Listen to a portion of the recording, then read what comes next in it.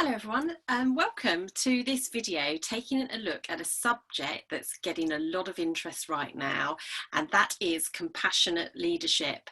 Compassionate leadership is really featuring in so many more feeds on LinkedIn, on Twitter, and there's a really good reason for that, because now more so than ever we know that compassionate leadership is something that has the capacity to make a huge difference to the well-being of our employees.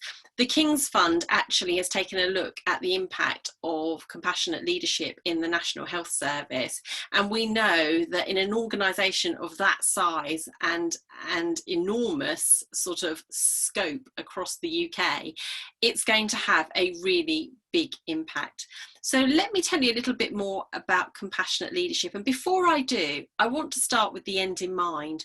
The reason this video will be helpful to you is that compassionate leadership can be learned. So this is accessible to everybody, and there are some really key reasons why it makes a difference. Because we know from a Harvard Business Review article done in 2016 that actually how you lead has the biggest impact on the well-being of your employees, and that's outside of any employee assistance program you might be able to offer or any initiatives within your organization. So this really packs a punch. It's worth looking at, it's worth assessing in your organization, and actually if it's not something you have as a skill set right now, it'd be really worth engaging with a coach like myself who does an awful lot of work around helping people develop a compassionate leadership style, which actually allows them to remain true to who they are, because authenticity is everything. So let's get going. There are 5 key areas why compassionate leadership can make a massive difference in your organization. So let me tell you what they are. So number 1, I've got my notes, so I'm going to be looking at my notes. So number 1 is taking the time to really know your people. What do we mean by that? We know that in this current climate, there's lots of Zoom meetings. It's really busy. You can literally go from one Zoom meeting to another, and that's not ideal. However, it's really important that you would start every single one of those interactions with one of your team members by asking them, how are you? And actually waiting for the answer and reacting to the answer that comes back without any pre-formed ideas. And what we mean by that is we're listening to understand rather than to talk. So it's allowing someone to fully explore that nice opening of how are you, what's going on for you, how's your morning been, what are your plans for the weekend. Really engaging with our teams. The second thing is showing gratitude for the work done by your teams, and gratitude can come in many forms. It can be a thank you in person or by email or by phone, but it can also be acknowledgements around gratitude. It can be just really appreciating people for what they do within your organization, and we can show that appreciation and that acknowledgement by mentoring programs, by more teamwork projects, by bringing people in and getting their opinions about various aspects of your work. So that would be number 2. Number 3 is really great, because that's about being the bridge between the employee and the employer.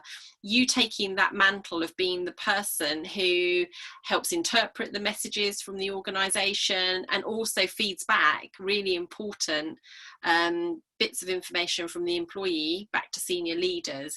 So it's about really quashing some of those, what do we call them, I suppose, assumptions that leaders can be possibly quite cold people, not interested, you know, almost robotic. There's no place for that type of leadership really anymore. It's about we're all in it together, so we need to crack on and do that. So it's about actively embracing those opportunities to collaborate, to connect, to cooperate.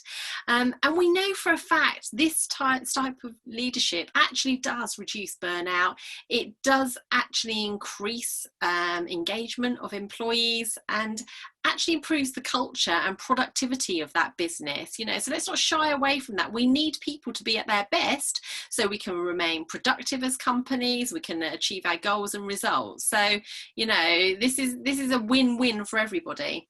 The 4th point is really embracing the fact that your leadership affects people's lives, because it extends beyond the workplace. I'm sure most of us can think of someone in our career that has just been a brilliant leader. I'm sure we can. I'm sure we could think of probably several. For every good leader, I think you could probably think of 3 or 4 really bad ones. And we need to sort of adjust that. We need to be thinking in the future of how many great leaders we've experienced.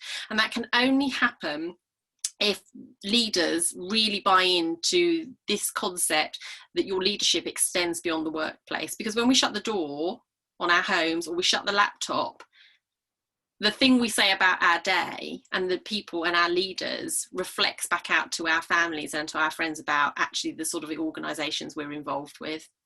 So we know, as I said right at the top of this video, that well-being is impacted first and foremost by the type of leadership that people experience. So a leader's day-to-day actions need to stand up. And that brings me to my 5th point, which is if you talk the talk, you need to walk the walk. And so the best leaders lead from the heart.